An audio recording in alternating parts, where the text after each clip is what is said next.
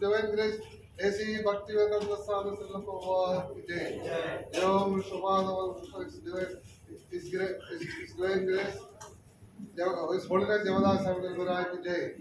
Om Shubhadava His Holiness Radha Govinda Swami Maharaj ki jai. His Grace Akshay Prabhu ki jai.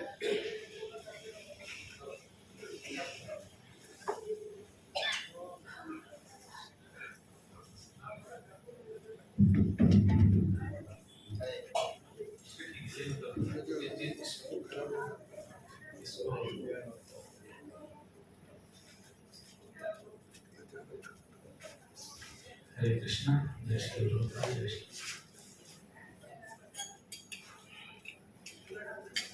Jai Radha Madhava Kunja Vihari, Jai Radha Madhava Kunja Vihari, Jai Radha Madhava Kunja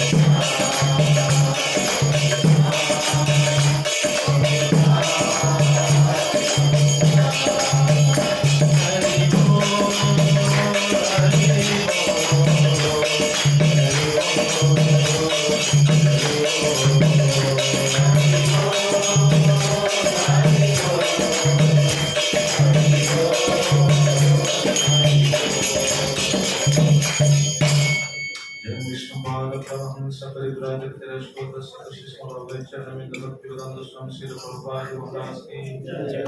गुरु श्री भक्ति सिद्धांत सरस्वती ठाकुर प्रभुपाद महाराज की जय। अनंत कोटि वैष्णव वृंद की रामाचार्य श्री हरिदास ठाकुर की श्री रूप सनातन भट्ट रघुनाथ श्री जी गोपाल भट्टदास रघुनाथ सर्वस्व वृंद की प्रेम से कहो श्री कृष्ण चैतन्य प्रभु नित्यानंद श्री अद्वैत गदाधर शिवासादि श्री गौर भक्त वृंद की श्री श्री राधा कृष्ण गोपीनाथ राधा कुंड श्याम गिरिराज गोवर्धन की द्वादश वनात्मक ब्रजमंडल श्री वृंदावन धाम की नद्यानाम तीर्थाम की श्री चतुष्टय पुरुषोत्तम धाम की जय गंगामयी जमुनामयी की वृद्ध देवी कृष्ण महारानी की भुवन मंगलमय हरे राम संकीर्तन की संकीर्तन प्रवर्तक कृष्ण चैतन्य महाप्रभु की परम दयाल शिष्य नित्यानंद प्रभु की श्री श्री जगन्नाथ बलदेव सुभद्रा महारानी की श्री श्री राधा गोपाल कृष्ण की अनंत कोटि वैष्णव वृंद की संवेद गौर भक्त वृंद की निताय गौर प्रमानंदे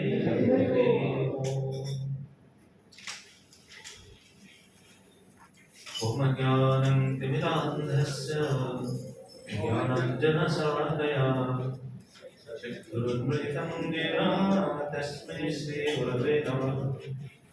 श्रीचैतन्यमनोभीष्टं स्थापितं येन भूतले स्वयं रूपः कदामह्यं ददाति स्वपदान्तिकम्। वन्देऽहं श्रीगुरो श्रीयुतपदकमलं श्रीगुरुन् वैष्णवांश्च श्रीरूपं सत्प्रजातं सहगणरघुनाथान्वितं तं सजीवम् सावेतं सावधूतं परिजनसहितं कृष्णचैतन्यदेवं श्रीराधा कृष्णपादं सहगणललिता श्रीविशाखान्वितांश्च नमो विष्णुपदाय कृष्णप्रेष्ठाय भूतले श्रीमते भक्तिवेदांत स्वामिनिति नामिने नमस्ते सरस्वती देवे गौरवाणी प्रचारिणे निर्विशेष शून्यवादी पाश्चात्यदेशकारिणे हे कृष्णा करुणा सिंधो दीनबंधो जगत्पते गोपेश गोपिकाकंत राधाकांत नमस्तुते तप्त कांचन गौरंगे राधे वृंदावनेश्वरी वृषभानुसुते देवी प्रणमामि हरिप्रिये वंशाकल्पतरुभ्यश्च कृपासिन्धुभ्यैव च पतितानां पावनेभ्यो वैष्णवेभ्यो नमो नमः। नमो महागणन्याय कृष्णप्रेमप्रदायते कृष्णाय कृष्णचैतन्य नाम्ने गौरक्विषे नमः। श्रीजगन्नाथ नीलाद्रि शिरमुकुटरत्नहे दारुब्रह्मन् घनश्यामा रसीदा पुरुषोत्तममिति प्रफुल्लपुण्डरीकाक्षं लवणाक्षीतकामृतम् गोपीकोदलमं पाहि नानाभोगपुरन्दर धरसधाराय निन्द्रदिम्ना प्रसादित सुभद्रालग्नविग्रह रामानुज नमस्तुते गुण्डीचारथयात्रादि महोत्सवविवर्धनम् भक्तावश्चवन्दितं गुण्डीचारकमण्डलम् दीनहीनाहाने च दयार्द्रे कृतमानस नित्यानुतरमहात्म्या दर्शन चैतन्यवल्लभ नीलाचलनिवासाय नित्याय परमात्मने बलभद्र सुभद्रभ्यं जगन्नाथाय ते नमः। जय श्री कृष्ण चैतन्य प्रभु नित्यानंद श्री अद्वैत गदाधर शिवासादि गौर भक्तवृंद। हरे कृष्ण कृष्ण कृष्ण हरे हरे हरे राम राम राम हरे हरे। ओम नमो भगवते वासुदेवाय ओम नमो भगवते वासुदेवाय ओम नमो भगवते वासुदेवाय। ओम नमो भगवते वासुदेवाय। ओम नमो भगवते वासुदेवाय।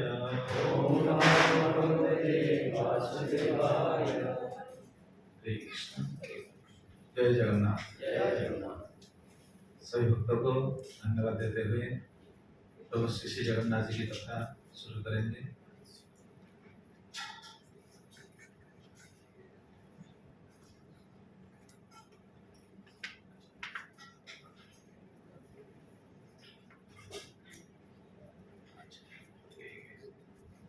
ठीक है। हरे कृष्ण। प्रभु जी बता रहे हैं कि कथा के बाद जगन्नाथ जी की आरती होगी और कुछ कार्यक्रम भी है, इसलिए 9 या 9-10 तक हम कथा कह पाएंगे। इसे तो देखा जाए तो जगन्नाथ की कथा आनंद है। एक कहावत है, आप सबको मालूम होगा, हरि अनंत हरि कथा आनंद। क्यों ऐसे कहावत है? क्यों ऐसे कहा गया है हरि अनंत? क्यों हरि अनंत क्यों है? क्योंकि हरि के अवतार अनंत है। जितने अवतार में हरि इस जगत को आए हैं, अनंत अवतार। वैसे तो जयदेव गोस्वामी दशावतार लिखते हैं, दशावतार स्तोत्र में दशावतार का वर्णन किया गया है, लेकिन शास्त्र में पता चलता है कि भगवान के अवतार अनंत ही है। पता नहीं कितना अवतार है। श्रीमद् भागवतम की अगर आप चर्चा करेंगे, भागवत में देखेंगे 24 अवतार के बारे में आपको पता चल जाएगा, लेकिन भागवत में ऐसा ही वर्णन है। सुत गोस्वामी योग 24 अवतार के वर्णन करने के बाद एक श्लोक में बताया है कि अवतार ही असंख्य है। अवतार असंख्य है, असंख्य अवतार है भगवान इस जगत में आते हैं।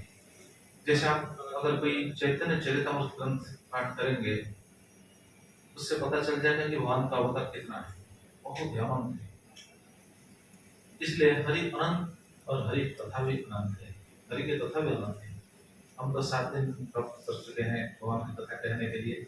ये जगन्नाथ की कृपा है, आप सभी लोगों की श्रद्धा और भगवान की कृपा है, तो हमको ये 7 दिन अवसर मिला है भगवान की कुछ कथा कीर्तन करने के लिए। तो पहले मैं ये भी चाहता हूँ कि मेरा हिंदी इतना शुद्ध नहीं है, बस कह रहा हूँ, आप लोग समझने की कोशिश कीजिएगा। थोड़ी थोड़ी बीच में भी त्रुटि आ जाएगी, क्योंकि हम हिंदी में इतना एक्सपर्ट नहीं, बस कहते हैं, चल जाता है। तो कल हम इसके बारे में बता रहे थे, हम जो रथ यात्रा मनाते हैं सारी जगत में, ये यात्रा फेमस है, इसका क्या क्या नाम है, पता नहीं क्या क्या नाम, कल हम चर्चा कर रहे थे, क्या क्या नाम है कोई बताइए। गोसा यात्रा, अड़ब यात्रा है, गोसा यात्रा, घोष यात्रा, गुंडीचा यात्रा, गुंडीचा यात्रा, रथ यात्रा, रथ यात्रा या घोष यात्रा एक ही है। घोष यात्रा या रथ यात्रा एक ही है।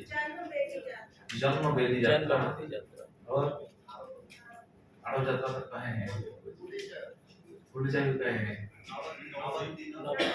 नवदिनात्मक यात्रा और दशावतार यात्रा।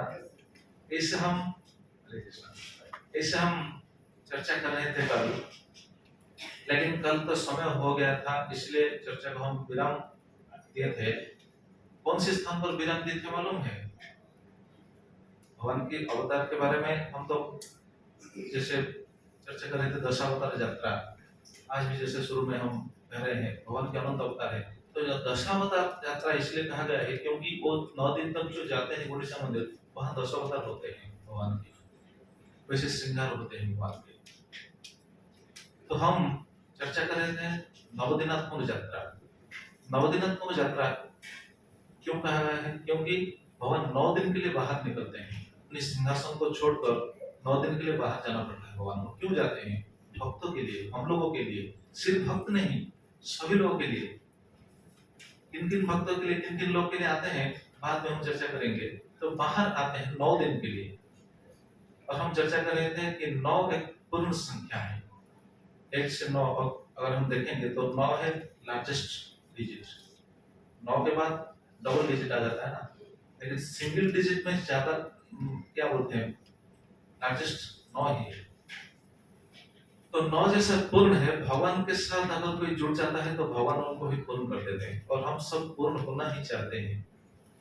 क्यों? क्योंकि हम सब अपूर्ण ही है। हम अपूर्ण है इसलिए हम पूर्ण होना चाहते हैं, और भगवान के साथ अगर कोई जुड़ जाता है तो भगवान उनको पूर्ण कर देते हैं। कैसे पूर्ण करते हैं इसके बारे में हम चर्चा कर रहे थे और वहां पर कथा विराम दिए थे। तो भगवान को अगर कोई भगवान के पास जाता है, भगवान के ऊपर अगर उनकी भक्ति दृढ़ हो जाता है, भक्ति करता है, समर्पित हो जाता है, तो क्या क्या उनको मिलता है। कल हम चर्चा कर रहे थे, स्वर्ग अपवर्गयोगं संघर्षायं भुविसंपदां सर्वासमपि सिद्धानां मूलम तच्चरणाच्चरम्। उनके चरणों के अर्चन से ये सब मिल जाता है, मतलब भगवान पूर्ण कर देते हैं। आज जो भी जिसके पास जो भी है वो किसका है, वो सब भगवान की देन है और हमारा कुछ भी नहीं है। ये बात सभी को स्वीकार होना चाहिए। हम सब स्वीकार करते हैं कि नहीं, हमारे पास जो कुछ है हमारा है कि भगवान का, सब कुछ भगवान का है। कैसे पता चलेगा सब कुछ भगवान खुद बताएंगे। आपने भगवत गीता में ये बात देखेंगे, भगवत गीता में भगवान खुद अपने मुंह से ये बात बताएंगे। भगवत गीता कौन कौन पाठ कर रहे हैं, भगवत गीता कौन कौन पाठ कर रहे हैं? अच्छा, आप लोग शुरू नहीं किए हैं, ठीक है। देखेंगे भगवत गीता चैप्टर 10 टेक्स्ट 41, भगवान खुद बता रहे हैं, जब विभूतिमत् सत्यम श्रीमद् रुचितमेव वा तत्तत् एवावगच्छं मम तेज अंश संभूतम्। जिनके पास जो जो विभूति है, जिसके पास कोई शक्ति है, जिसके पास बुद्धि है, जिसके पास धन है, जिसके पास जो भी है वो सब इसका है, वो सब भगवान है। भगवान खुद बताएंगे। लेकिन जीव अहंकार वश स्वीकार करता नहीं, ये मेरा है, ये तो बंधन का कारण है, हमारा कुछ भी नहीं है, कुछ लेकर हम आए नहीं थे और जब जाएंगे कुछ भी लेकर नहीं जाएंगे। जैसे कहावत है ना, अलेक्जेंडर के नाम सबको मालूम होगा शायद। अलेक्जेंडर जब इस धरती को छोड़कर चले गए उस समय वो दोनों हाथ दिखाकर गए थे, सभी को मालूम होगा शायद। जैसे कि वो दिखाकर गए थे और उस समय बुद्धिजीवी लोग कहते थे, इकट्ठे कर जहां के कर सभी मुल्कों के मालिक थे। सिकंदर जब गया दुनिया से तब दोनों हाथ खाली थे, कुछ लेकर नहीं गए। तो हम सब बोलते नहीं ये हमारा है, ये हमारा है, ये हमारा, कुछ भी हमारा नहीं, सब कुछ भगवान का है। तो भगवान पूर्ण कर देंगे अगर कोई उनके पास समर्पित हो जाएगा, उनके ऊपर आश्रित हो जाएगा, भगवान उनको बिल्कुल पूर्ण कर देंगे। तो क्या क्या मिलता है? स्वर्ग अपवर्गयोगं, स्वर्ग हम नहीं जा पाएंगे। स्वर्ग को जाने के लिए अगर क्वालिफिकेशन के बारे में आपको जब पता चलेगा शास्त्रों से, तो देखेंगे हमारे पास ये क्वालिफिकेशन नहीं है। श्रीमद् भागवतम 1 कांडों में इसके बारे में बताया गया है, स्वर्ग को जाने के लिए क्या क्या क्वालिफिकेशन होना चाहिए। तो छोड़िए इस बात को छोड़िए, लेकिन अगर भगवान चाहेंगे तो स्वर्ग को ले देंगे, तो ये पूर्ण कर देंगे। और दूसरा है अपवर्ग। अपवर्ग के बारे में हम कल चर्चा कर रहे थे, टाइम हो गया। अपवर्ग में क्या क्या है? 5 डिजिट है, प फ भ म। प से क्या है मालूम होगा, क्या होगा? प से क्या है, इसको याद नहीं? प से क्या है, कल चर्चा कर रहे थे ना, तो वहाँ बहुत ज्यादा माधव जी बोल रहे थे, आज हम चर्चा कर रहे थे, अरे बहुत वो तो क्या बोलते हैं, हल्ला गुला हो रहा था। ये हल्ला गुला के साथ तो कथा करना बहुत मुश्किल हो गया था वहाँ पे। तो प से है परिश्रम और प से पतन। जिस स्थान को प्राप्त करने के बाद पतन नहीं होता है और परिश्रम नहीं करना पड़ता है, वो है अपवर्ग। जहाँ पे परिश्रम नहीं, जहाँ बहुत परिश्रम करना पड़ता है और यहाँ से पतन भी हो जाते हैं। आज जो बड़ा व्यक्ति है एक दिन आएगा वो नीचे गिर जाएगा। आज जो ऑफिसर है एक दिन आएगा वो रिटायर्ड हो जाएगा। रिटायर्ड होने के बाद उनको कोई नहीं पूछेगा। तो ये पतन हो जाता है, ये जगत का स्थिति है। लेकिन एक ऐसा स्थान है जहाँ जाने के बाद पतन नहीं होगा। स्वर्ग को जाने के बाद भी पतन हो जाता है, ब्रह्मलोक को जाने के बाद भी पतन होता है, लेकिन भगवान के धाम को अगर कोई पहुंच जाएगा तो उनका पतन नहीं होगा। तो ये है अपवर्ग, जहाँ अवर्ग नहीं है, प नहीं है, फ भी नहीं है। फ से फल आशा और फ से फैन, झाग बोलता है, झाग निकलता है। परिश्रम करने के बाद झाग निकलता है, बहुत झाग निकलता है, बहुत हम दिक्कत उठाना पड़ता है। लेकिन वहाँ कितना परिश्रम, जितना ही परिश्रम कीजिए वहाँ कोई झाग नहीं निकलेगा, कोई किसी से पसीना पसीना ये सब नहीं है। भगवान का धाम में बिल्कुल ये ऐसी वैसी कुछ जरूरत नहीं है। भगवान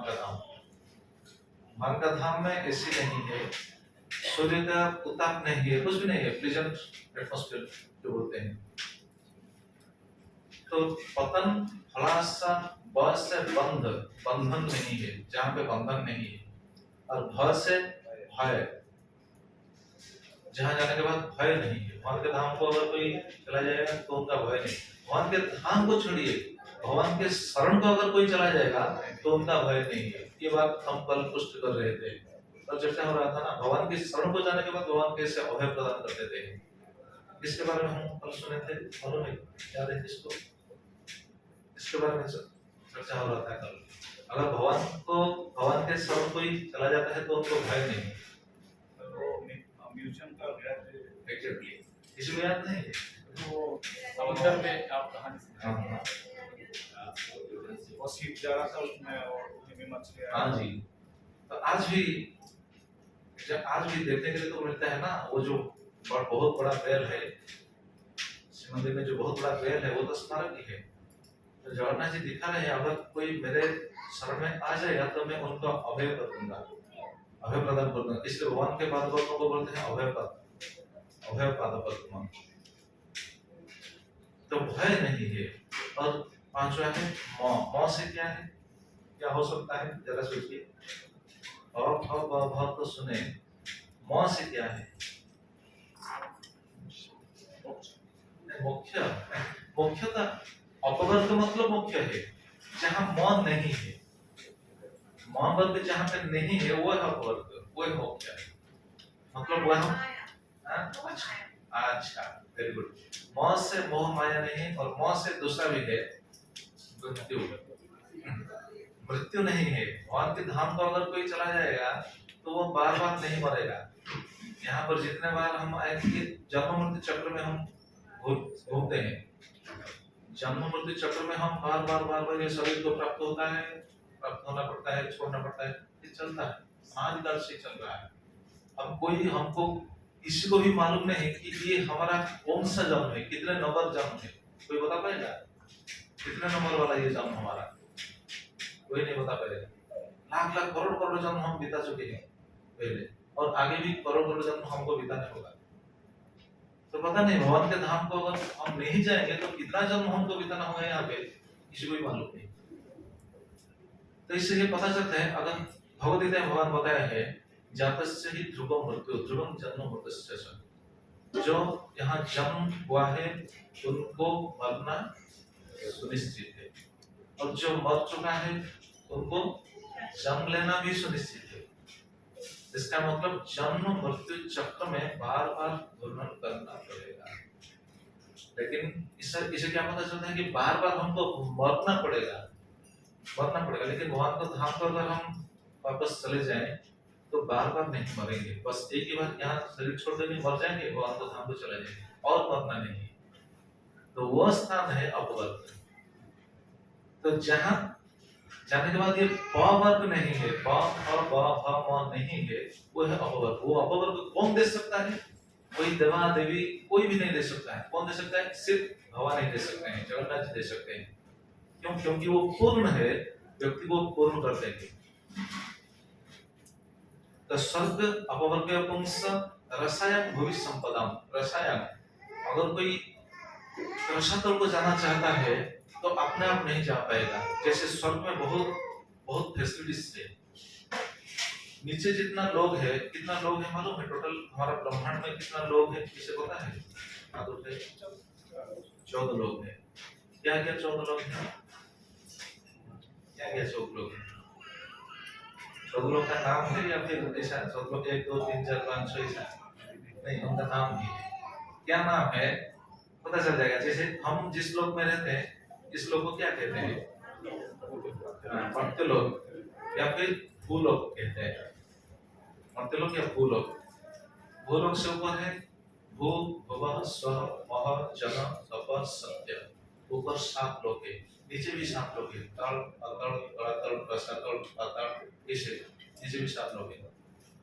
तो ये जो बता रहे हैं रसायन, रसायन मतलब नीचे जो लोग है वहां भी बहुत सारा भोग है। व्यक्ति नहीं, एक जीव अगर शरीर को, वो तो शरीर छोड़ेगा, अपने पुण्य के अनुसार उनको ऊपर या फिर नीचे जाना पड़ेगा। और जिधर भी जाइए बहुत भोग है, जैसे स्वर्ग में बहुत सारा भोग है, इसलिए लोग स्वर्ग छोड़ने के बाद स्वर्ग को जाने के लिए चाहते हैं। स्वर्ग में बहुत भोग है, ये सब भोग मालूम है, वहां भी बिल्कुल परिश्रम नहीं। अगर आप सोचेंगे कि आज मैं पनीर सब्जी सेवन करूंगा तो अपने आप आपके पास आ जाएगा। सोचिए कितना आराम है। अगर कोई सोचेगा नहीं मैं आज बहुत बड़ा अलंकार ऑर्नामेंट धारण करूंगा तो परिश्रम करना नहीं पड़ेगा, किसी मॉल को जाना नहीं पड़ेगा, अपने पास आ जाएगा। अरे सोचिए कितना फैसिलिटी है। अगर कोई सोचेगा मैं आराम से घूमूं, वहां बहुत फ्री से घूमूं, तो वहां तो अवेलेबल है, विमान सब है। यहाँ जो विमान है, हम जो विमान वो तो फाइबर से बना हुआ है, प्लास्टिक से बना हुआ है किधर कुछ हो गया तो गया काम से। लेकिन वहाँ जो विमान है वो बिल्कुल आराम से आप घूम सकेंगे।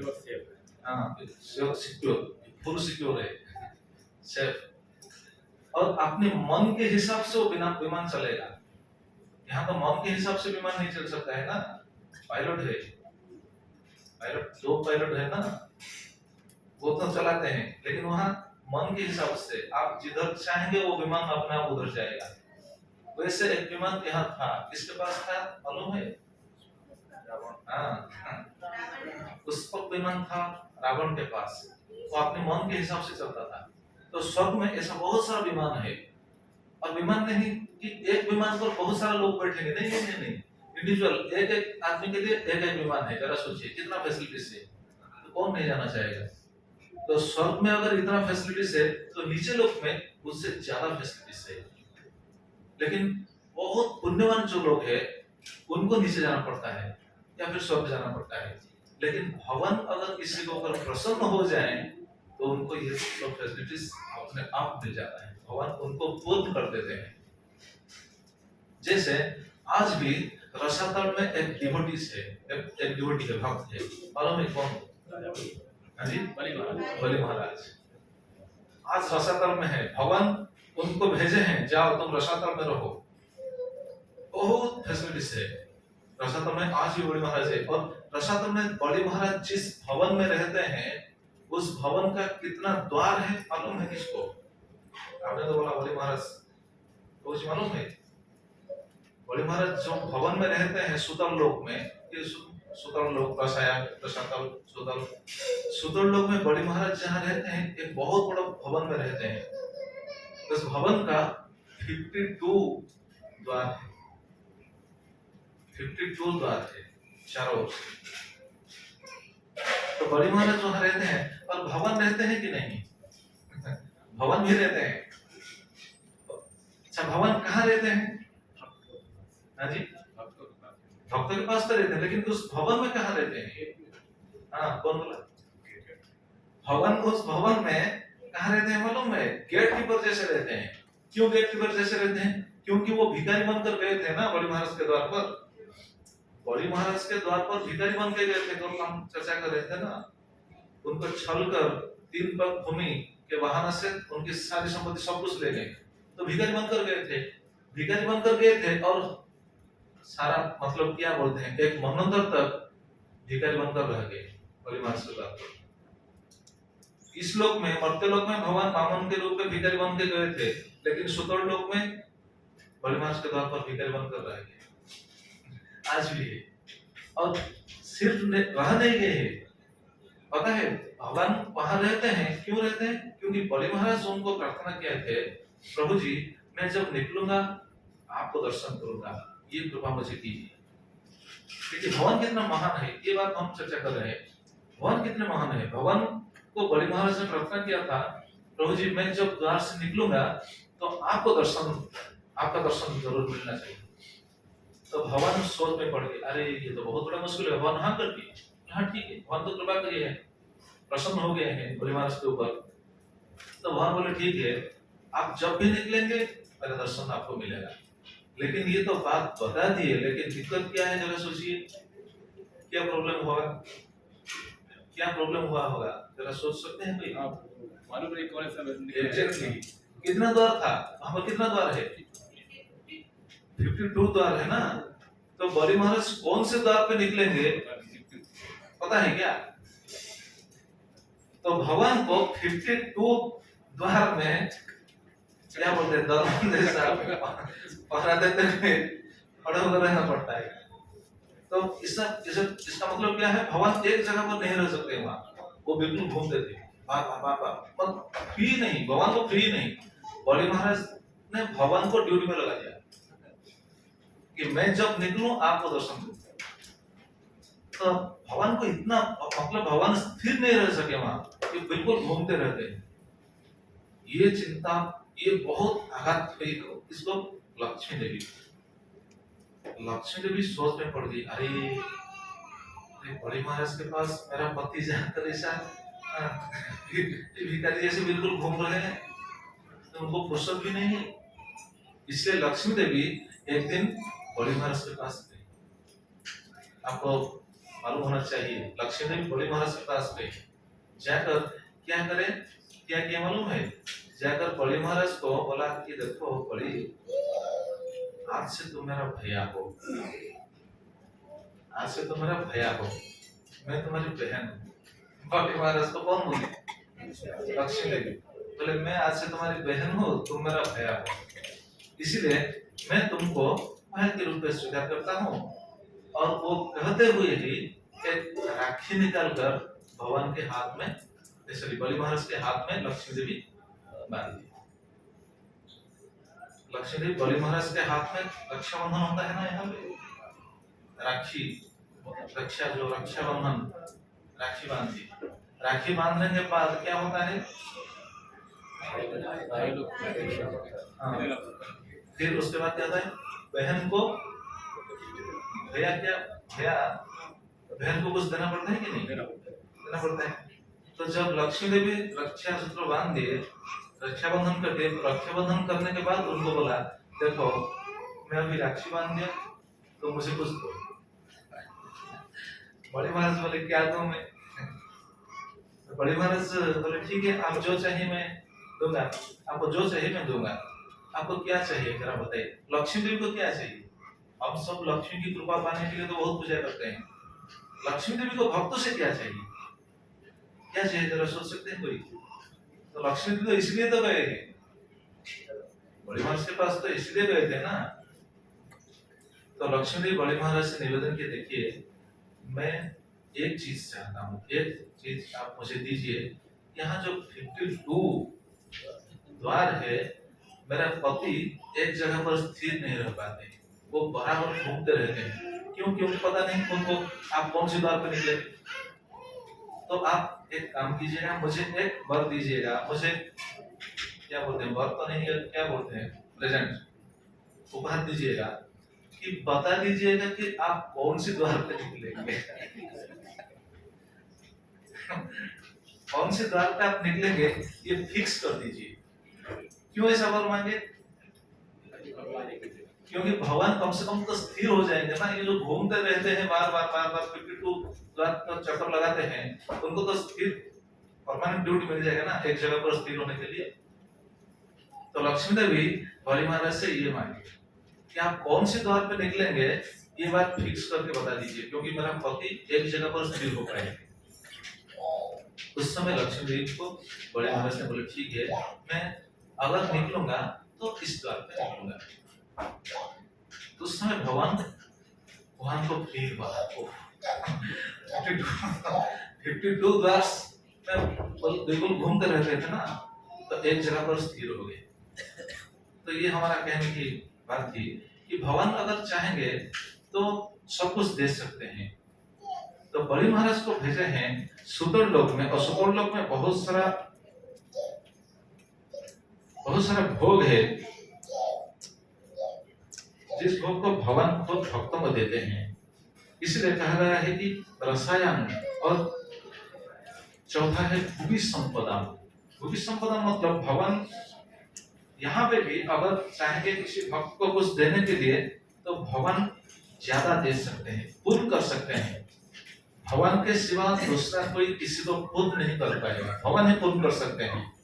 भूमि संपदा, भूमि संपदा मतलब भूमि, ये भूलोक में जितना संपद है भगवान दे सकते हैं। भगवान के अलावा दूसरा कोई नहीं दे सकता। भगवान दिए हैं कि नहीं? बहुत सारा संपत्ति दिए है। किनको दिए थे पता है? कौन वो भाग्यशाली भक्त था जिसे भगवान से संपत्ति मिला, बहुत सारा संपत्ति मिला, पता नहीं? हाँ जी, सुदामा। सुदामा के पास कुछ भी नहीं था। सुदामा का घर कैसा था? घर का छत नहीं था, और सूर्य चंद्रमा घर में आ रहे थे, क्योंकि घर में पवन नहीं हो रहा था। इससे थे सुदामा। सुदामा के पास कुछ भी नहीं था, खाने के लिए कुछ भी नहीं था। एक दो ऐसा नहीं, एक दो दिन नहीं, बहुत दिन तक उनके घर में चूल्हा नहीं जलता था। लेकिन भगवान उनको पूर्ण कर दिए। भगवान सुदामा को कितने वस्तु दिए हैं मालूम है? भागवतम में, अगर भागवतम कोई पढ़ेगा तो पता चल जाएगा भगवान सुदामा को कितने वस्तु दिए हैं। और जितने वस्तु दिए हैं ये सब वस्तु इस जगत का नहीं है, स्वर्गलोक का भी नहीं है। पता है भगवान ने क्या दिया था सुदामा को? यहाँ पर तो ये सब नहीं मिलेगा। जैसे कहावत है, भागवत में ऐसा वर्णन है, सुदामा के घर में जो बेड था, बेड के ऊपर जो बेडशीट था ना, बेडशीट बोलते हैं, बेडशीट कैसा था? लुलु मार्केट में नहीं मिलेगा, कहाँ पे भी नहीं मिलेगा। बेडशीट था, लिखा गया है पयोफेन सदृश। पयोफेन मतलब, पयो मतलब मिल्क, मिल्क के फैन, फैन होता है ना,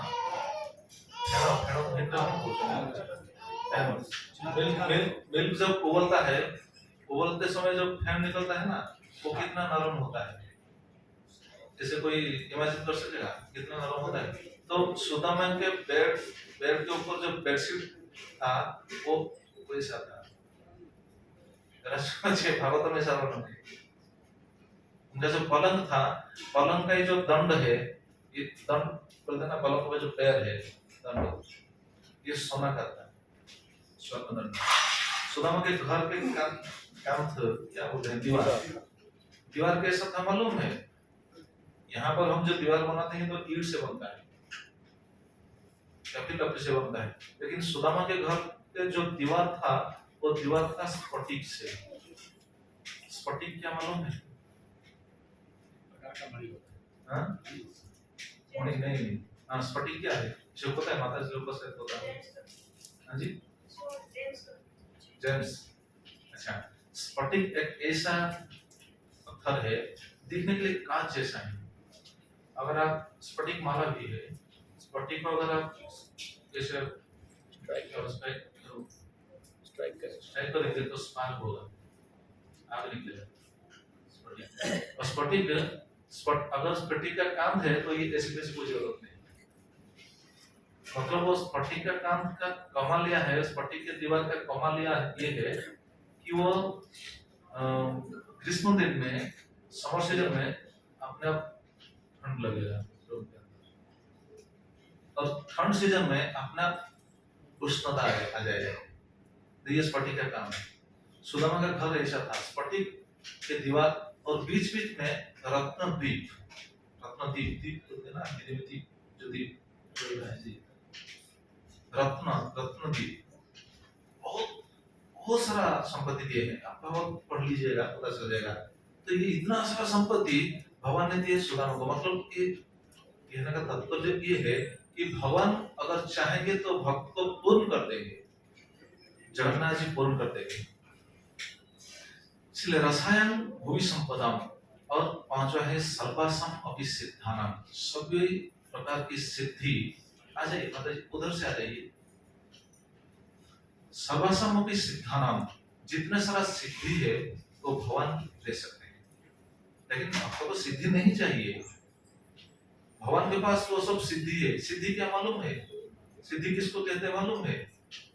आजकल तो ये सिद्धि को देखकर लोग सब भ्रमित होते हैं कि हाँ ये भगवान है, ये भगवान है, ऐसा सोचते हैं। ये सिद्धि का कमाल है और कुछ नहीं। पता है सिद्धि क्या होता है? सिद्धि मतलब जैसे देखा गया है आजकल बहुत सारा लोग जनता को भ्रमित करते हैं, अपने आप को भगवान बोलते हैं, उसको सिद्धि दिखाकर कैसा हाथ घुमा दे, हाथ में आ जाएगा ये सिद्धि। देखे ना कोई तो सो बाबा लोग ऐसे करते हैं, हाथ घुमा देंगे, हाथ में स्वर्ण आ जाएगा, सुवर्ण आ जाएगा, बोलेंगे देखो भगवान। चरण से क्या जो विभूति निकलेगा, मोह निकलेगा, बोले हाँ ये तो भगवान है, ये तो बहुत करिश्मा करते हैं। सिद्धि मतलब सिद्धि कितना सिद्धि है भागवत में वर्णन है। सिद्धि कितना मालूम है? हाँ जी 8 सिद्धि है। हाँ क्या क्या? अणिमा, लघिमा, ईशिता, वशिता, कामवशिता, ये सब सिद्धि है। अणिमा मतलब आप बिल्कुल इतना बड़ा आदमी लेकिन अणु बोलते हैं ना मॉलिक्यूल, वो बिल्कुल छोटा होकर आप उनको कमरे में बंद कर दीजिए लेकिन वो छोटा सा रूप धारण करके बाहर आ जाएगा। अणिमा सिद्धि कहते हैं। जो देखेगा वो तो बोले भाई ये तो भगवान है, उनको अंदर बंद किया तो बाहर आ गया, तो देखने वाला तो हैरान हो जाएगा ना, वो तो बोलेगा ये भगवान नहीं। तो ये सिद्धि का काम है। लघिमा मतलब आप देखें वो आदमी अगर नीचे बैठ गया तो 50 आदमी मिलकर भी उनको नहीं उठा पाएंगे, इतना वजन हो जाएगा। लघिमा हल्का, अणिमा, लघिमा, ईशिता मतलब ये हल्का हो जाएगा, और एक सिद्धि बिल्कुल वजन हो जाएगा, उठा नहीं पाएंगे। लघिमा वो अपने आप उठकर छत पर लग जाएगा, ये सब सिद्धि है। ऐसे तो बहुत सारा इंडिया में तो देखें बहुत सारा ऐसे बाबा है, तो सिद्धि से ही लोग को भ्रमित करते हैं। मैं एक बार जेल प्रोग्राम में गया था उड़ीसा में, तो उड़ीसा में जितना सारा जेल है सब जेलों में गया हूँ, प्रवचन करने के लिए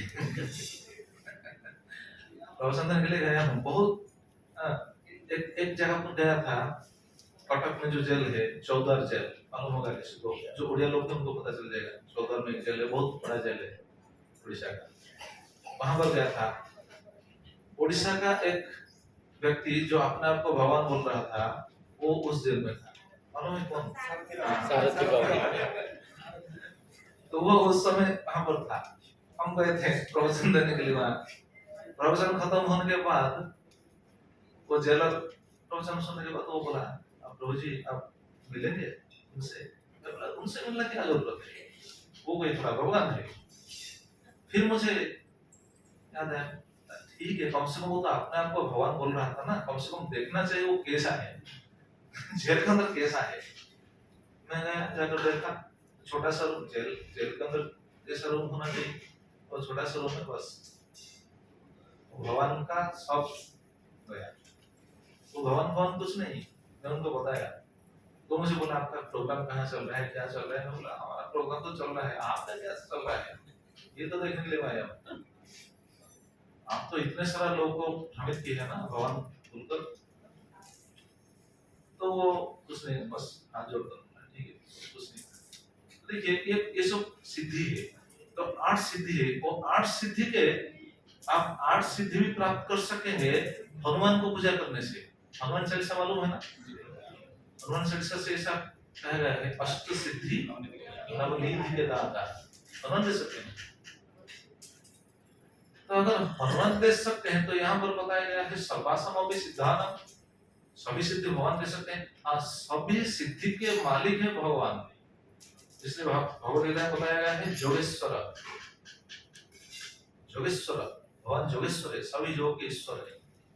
तो भागवतम से पता चलता है कि जैसा आप बताए हैं 8 सिद्धि, लेकिन 8 है मुख्य सिद्धि, और भी सिद्धि कितना सिद्धि मालूम है? टोटल सिद्धि है 8 है मुख्य, उसके बाद है 10 और 10 सिद्धि और 10 गौण। कितना हुआ? 8 10 18। उसके बाद ही सिद्धि है 5, वो अति गौण है। तो ऐसे 23 सिद्धि है। जैसे आप क्या सोच रहे हैं मैं बता दूंगा, तो एक सिद्धि है। अगर आप किसी के पास जाएंगे, अगर वो आपकी मन की बात अगर बता देगा तो आप क्या सोचेंगे? अरे ये तो भगवान है, तो फिर मैं क्या सोच रहा था ये तो बता दिया। तो एक सिद्धि है, लेकिन ये सब गौण सिद्धि, ये सब गौण सिद्धि। तो ये सभी सिद्धि के मालिक है भगवान, भगवान सब दे सकते हैं। तो ये बात हम पुष्ट कर रहे हैं कि जो यात्रा निकलता है, इस यात्रा का नाम क्या है? नवदिनात्मक यात्रा। तो 9 संख्या से भगवान पूर्ण है और अपने भक्त को पूर्ण कर सकते हैं। तो ये 6 टाइप्स ऑफ यात्रा हम चर्चा कर चुके हैं। और लास्ट यात्रा ये बहुत इंपॉर्टेंट है। लास्ट मतलब यात्रा का लास्ट नाम है। ये नाम क्या है? ये नाम सभी को याद रखना चाहिए। ये है पतित पावन यात्रा। क्या है? पतित पावन यात्रा। तो ये रथ यात्रा के 7 नाम है। पतित पावन यात्रा क्यों है? इसके ऊपर बहुत सुंदर सुंदर कथा है, बहुत सुंदर सुंदर चर्चा है, बहुत लीला भी हमको सुनने मिलेगा। भगवान की यात्रा को पतित पावन यात्रा कहते हैं। भगवान की जो ऊपर जो ध्वज लगा है, मंदिर के ऊपर जो ध्वज लगा हुआ है, उस ध्वज का नाम क्या है? पतित पावन ध्वज है। तो वहां ध्वज है पतित पावन। भगवान के विग्रह का नाम भी है पतित पावन। मंदिर में रहते हैं, पता है कहाँ पे रहते हैं? हाँ जी, हाँ। जब आप जगन्नाथ मंदिर को प्रवेश करेंगे, प्रवेश करते हुए आप देखेंगे दक्षिण भाग में दाहिने तरफ राइट साइड आप देखेंगे जगन्नाथ जी के विग्रह है दीवार पे। उनको पतित पावन कहते हैं। क्यों कहते हैं इसके बारे में हम सुनेंगे, लेकिन पहले सुनना चाहिए कि ध्वजा भी पतित पावन है। जितने भी मंदिर के ऊपर देखिए ध्वजा है, नील चक्र है। जितने विष्णु मंदिर है, वो राम मंदिर हो, कृष्ण मंदिर हो, जितने मंदिर हो, ऊपर नील चक्र होगा और उनके ऊपर पतित पावन बाना होगा, पतित पावन ध्वज होगा। ये पतित पावन ध्वज इनका नाम क्यों है? किसी को मालूम है? हाँ तो भाई, ध्वज का नाम है पतित पावन, तो पता क्या है? वो रोज चेंज होता है। कितना चेंज होता है पता नहीं, बहुत चेंज होता है। पता है? अच्छा ठीक है, ये तो एक बात है, इसका डेफिनेशन हो गया, ठीक है। लेकिन और क्या है? अच्छा, यहाँ उड़िया डिवोटीज के कौन कौन है? उड़िया में कौन कौन है? आप सभी लोगों को तो कम से कम मालूम होना चाहिए ना। ये ध्वज का नाम पतित पावन कौन रखे हैं? ठीक है, सुनिए, ये ध्वज का नाम है पतित पावन है। पतित पावन ध्वज के ऊपर बहुत सारा भजन भी है, गीत भी है, आचार्य लोग लिखे हैं। उड़िया में बहुत सारा आचार्य लोग पतित पावन बाना के ऊपर गीत लिखते हैं। मालूम है कौन सा गीत? कोई याद कर सकता है? आचार्य लोग हाँ, पतित पावन बाना आउ केते बेल तू भासी नदी भव जळे नाम दियो गोड़। ଆମେ ଭକ୍ତଟା ଗାଉଛନ୍ତି ପତିତ ପାବନ ବାନା ଆଉ କେତେ ବେଳକୁ ରହିଲେ ଆଉ ମାନେ ଆପଣ ଅଛନ୍ତି, ମୁଁ ଭାସି ଯାଉଛି, ମତେ ସାହାଯ୍ୟ କରନ୍ତୁ, ଉଦ୍ଧାର କରନ୍ତୁ। ଏଟା କିଏ ଲେଖିଛନ୍ତି? ପତିତ ପାବନ ବାନା ଲେଖିଛନ୍ତି କିଏ ଜାଣିଛନ୍ତି? ବୀରକିଶୋର ଦାସ वैष्णव बीरकिशोर दास से लिखित भजन। तो पतित पावन, ये बाना का नाम है पतित पावन। ध्वज या फिर उड़िया में बाना कहते हैं, हिंदी में क्या कहते हैं? ध्वज। पतित पावन ध्वज। तो ये ध्वज का नाम पतित पावन क्यों हुआ? पतित पावन इसलिए हुआ, जगन्नाथ जी के मंदिर को कौन प्रतिष्ठा किए थे? हम तो सुनेंगे कैसे प्रतिष्ठा हुआ था, कैसे हुआ था, क्या क्या, बिल्कुल सुनेंगे। शास्त्रों के सिद्धांत को हम सुनेंगे, मूल शास्त्र, मूल श्लोक को हम सुनेंगे। श्लोक में क्या कहा गया है, व्यासदेव क्या लिखे हैं मूल शास्त्र से। तो पतित पावन इसलिए हुआ कि मंदिर को जब प्रतिष्ठा किया गया, मंदिर में जगन्नाथ जी को रूप देखिए। कल हम ये बात बता रहे थे कि देखने के लिए अर्धनिर्मित विग्रह है। आधा ही है ना, आधा है, शरीर आधा है, बिल्कुल आधा है। सिर्फ बड़ा कौन, क्या है बड़ा? आँख बड़ा है। वो क्यों है, जिसके बारे में हम बताएंगे, सुनेंगे। आपको मालूम है क्यों ऐसा है? हाथ क्यों छोटा है, पैर क्यों नहीं है, इसको मालूम है? विश्वकर्मा आता बना रहे थे, कोई आ गया तो छोड़ते थे। हाँ, ये बात सभी को मालूम है, ये ठीक है, लेकिन इसके पीछे और एक भी कारण है। हाँ जी, इसके पीछे और एक भी कारण है, ये भी सुनेंगे। ये दो कारण हम सुनेंगे। तो जब भगवान प्रकट हो गए तो अर्थ निर्मित विग्रह, जो आधा विग्रह जो प्रकट हो गए हैं, जब इंद्रद्युम्न ने उनको देखा वो हैरान हो गए। अरे मैं क्या करूं, अब क्या होगा?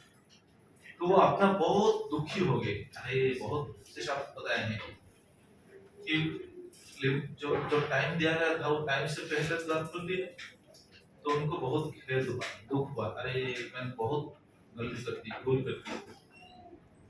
तो उस समय आकाशवाणी हुआ। आकाशवाणी हिंदी में क्या बोलते हैं? आकाशवाणी।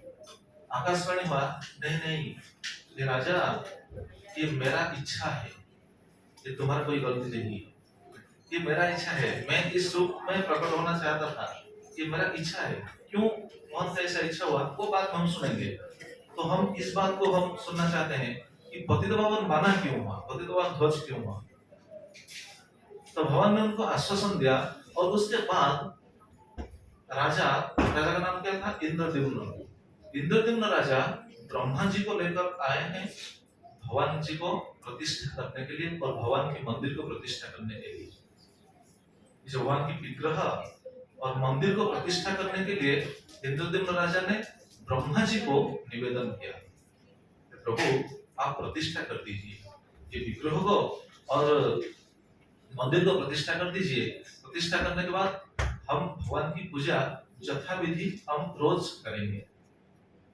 जब ऐसे इंद्रद्युम्न राजा ने ब्रह्मा जी से प्रार्थना की, ब्रह्मा जी उस समय बोले कि स्कंद पुराण में ऐसा वर्णन है, ब्रह्मा जी उस समय इंद्रद्युम्न राजा को बोले, अरे देखो ये जो विग्रह है, ये तो स्वयं प्रकाशित विग्रह है, ये विग्रह स्वयं प्रकट हुए हैं। जगन्नाथ जी का विग्रह जो हम देख रहे हैं, ये विग्रह स्वयं प्रकटित हुए हैं। तो ब्रह्मा जी बोले, ये स्वयं प्रकटित विग्रह को मैं कैसे पूजा, मैं कैसे प्रतिष्ठा करूं? मैं प्रतिष्ठा करने की मेरी क्या बोलते हैं, मेरी योग्यता नहीं है। मैं कैसे प्रतिष्ठा कर सकती है? तो बिल्कुल स्वयं प्रकट हुए। फिर भी ब्रह्मा जी प्रतिष्ठा की, लेकिन वो उनकी दैन्यता थी। ब्रह्मा जी तो आए हैं प्रतिष्ठा करने के लिए ना, वो तो आए थे इसलिए, लेकिन उनकी दैन्यता ऐसा थी कि वो सोचने पड़ता, मैं कैसा प्रतिष्ठा करूं? ठीक है, मैं एक काम करता हूँ। उसी समय ब्रह्मा जी बोले, ठीक है मैं एक काम करता हूँ, इस मंदिर के शीर्ष पर ऊपर जो जहाँ पर क्या जो नीलचक्र है, नीलचक्र के ऊपर एक ध्वज बांध देता हूँ। ब्रह्मा जी ने ऐसा बोलकर एक ध्वज बांध दिया, और ध्वज को बांधकर ब्रह्मा जी ने बोला था, ये ध्वज का नाम क्या होगा? पतितपावन ध्वज। तो ये ध्वज का पतितपावन नाम कौन दिया था? ब्रह्मा जी। और ब्रह्मा जी से नाम नहीं दिए थे, वो भी बताए थे, अगर कोई व्यक्ति, देखिए आज भी ऐसा उड़ीसा में ऐसा प्रचलित है, अगर दूर से भी कोई पतितपावन को देखता है तो प्रणाम करता है। और ब्रह्मा जी इस बात को बताए थे उस समय, अगर दूर से भी कोई भी व्यक्ति अगर वो ध्वज को साष्टांग प्रणाम करेगा, साष्टांग प्रणाम मालूम है जी, जो दंडवत प्रणाम है, अगर कोई दूर से ही साष्टांग प्रणाम करेगा पतितपावन को, तो उनका सभी पाप धुल जाएगा, वो मुक्त हो जाएगा। तो जरा सोचिए, पतितपावन बाना का, पतितपावन ध्वज का ऐसा महिमा है, क्योंकि ब्रह्मा जी ने प्रतिष्ठा किए थे ना। तो ये ध्वज का नाम है पतितपावन। अभी तो टाइम हो गया 9:20 हो गया, मुझे तो 9:10 तक कहा गया था, टाइम हो गया। बाद में हम कल सुनेंगे पतितपावन जो सिंहद्वार से जो जाते हैं, जाते वो देखते हैं पतितपावन, वो क्यों पतितपावन है, और ये यात्रा का नाम क्यों पतितपावन है, ये तो हमारा मुख्य आलोच्य विषय है। ये यात्रा का नाम पतितपावन यात्रा क्यों है? तो भगवान के ध्वज है पतितपावन, भगवान के विग्रह है पतितपावन। वो विग्रह खुद भगवान जगन्नाथ का ही है, और दूसरा कोई विग्रह नहीं है, लेकिन वहां जगन्नाथ नहीं बोलते हैं, उनको पतितपावन बोलते हैं। क्यों बोलते हैं? कल सुनेंगे। और ये जो यात्रा में जो निकलते हैं, ये यात्रा को क्यों पतितपावन यात्रा बोलते हैं, ये भी कल सुनेंगे। उसके बाद सुनेंगे श्रीक्षेत्र महिमा। अगर कोई श्रीक्षेत्र को जाता है, श्रीक्षेत्र का महिमा क्या है, ये भी बहुत सारा आपको बहुत सारा जानकारी मिल जाएगा इस चर्चा के माध्यम से। जो 6 दिन अभी, आज तो 2 दिन लगे और 5 दिन है, उसके बाद तो उड़िया भक्त के लिए तो उड़िया में क्लास होगा कहाँ पे रोज बोल रहे थे। ठीक है, ये जगन्नाथ के बारे में तो ये अनंत है, जैसे हम पहले बता चुके हैं, हरि अनंत हरि कथा अनंत। तो हम कुछ कुछ सुनेंगे और जितना भी सुनेंगे हमको भक्ति में प्रगति करने के लिए वो हमके लिए सहायता करेगा जरूर। ये सब बात सुनने के बाद ही हमारा मन दृढ़ता से भगवान के साथ रहेगा, है कि नहीं? इसलिए भगवान की महिमा, भगवान की भक्तों की महिमा, भगवान की विग्रह की महिमा, भगवान की यात्रा की महिमा, भगवान की मंदिर की महिमा, ये सब सुनना चाहिए। ठीक है, आज कथा यहाँ पर विराम देते हैं। बाद में जो कार्यक्रम है प्रभु जी बताएंगे और क्या क्या होने वाला है। अभी तो ठाकुर जी की आरती होगी शायद, और क्या क्या होने वाला है प्रभु जी आपको बताएंगे। आज के चर्चा से हमको तो कुछ जानकारी मिल गया। अगर प्रभु जी आकर वो जो कार्यक्रम करेंगे उससे पहले अगर किसी का कोई प्रश्न है आज की चर्चा को लेकर तो पूछ सकते हैं, नहीं तो नहीं। ठीक है, आरती होगा। किसी का कोई प्रश्न है क्या? आपने किसी का कुछ क्वेश्चन पूछना तो पूछिए। आज की चर्चा को जो लेकर क्लास किया है उसमें कोई डाउट है तो पूछिए, क्लियर करके स्टडी करके जाइए। कल को प्रभु पूछेगा, कल क्वेश्चन पूछा तो जवाब देना पड़ेगा, इसलिए डाउट है तो उसको मार्क मिलेगा, जो बोलने वाला को थोड़ा मार्क देगा। ठीक है, डाउट क्लियर हो जाना चाहिए। डाउट क्लियर होने से भागवत चैतन्य चरितामृत में कहा गया है, चैतन्य चरितामृत में ऐसा कहावत है, सिद्धांत जानिया चित्ते न करो आलस, यहाँ रहते कृष्ण लागे सुदृढ़ मानस। प्रभु जी को मालूम होगा बंगाली में ये, आप तो बंगाली में। सिद्धांत जानिया चित्ते न करो आलस, सिद्धांत जानने के लिए चित्त में आलस्य प्रकाश करना नहीं चाहिए, आलसी होना नहीं चाहिए। क्यों? क्योंकि अगर हमको सिद्धांत पता चल जाएगा तो कृष्ण के ऊपर हमारा मन दृढ़ता से लग जाएगा। जैसे कि सभी लोगों को मालूम है भगवान सर्वशक्तिमान है, भगवान की भक्ति करने से सब कुछ मिल सकता है, सभी को मालूम है, तो भक्ति क्यों नहीं करते हैं, है कि नहीं? सभी को मालूम है भगवान सर्वशक्तिमान है, अगर कोई भक्ति करेगा तो उनका सब दुख दूर हो जाएगा, सब समस्या दूर हो जाएगा, वो आसानी से जी सकेगा, सब कुछ सुख पा सकेगा। तो सभी लोग भक्त होते क्यों नहीं? क्योंकि उनको सिद्धांत पता नहीं, भगवान की भगवत्ता के बारे में पता नहीं, भगवान के महिमा के बारे में पता नहीं। जब सुनेंगे, सुनने के बाद ही उनके चित्त में जो संशय है वो सब दूर हो जाएगा, भगवान के ऊपर उनका मन जाएगा। भक्ति करने के लिए उनके अंदर एक क्या बोलते हैं, इंस्पिरेशन है, उत्साह से। ठीक है, आप सभी लोगों को बहुत बहुत धन्यवाद है। लेकिन मैं बार बार कहता हूँ कि मेरा हिंदी इतना अच्छा नहीं, बस ठीक है, बस कहते हैं साथ है अंदर उड़िया में क्लास कर। हाँ जी, उड़िया में होगा, लास्ट 3 दिन होगा, तो उसे अरेंज करेंगे, बोल के पूछते रहे एकदम उड़िया में होगा। आपका जितना भी क्वेश्चन है चर्चा को लेकर, जितने भी क्वेश्चन है आप पूछ सकते हैं, कोई बात नहीं।